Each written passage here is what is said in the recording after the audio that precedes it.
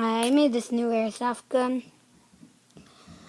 It's really simple to make. All you do is take off both sides of the pen. And then you probably know how I use it, but it's not that bad for a homemade one. Like, usually homemade ones aren't that good, but this one is pretty good. So all you do, we're gonna do a test fire.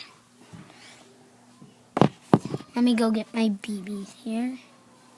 There's one over here.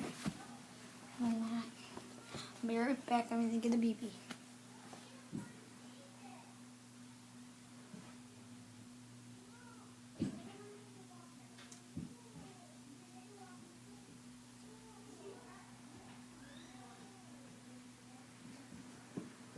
So, I got my BB. So, I place it in.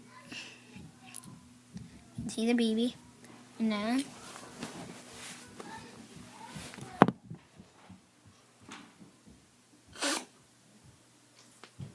wonder where it went. See if we can find it.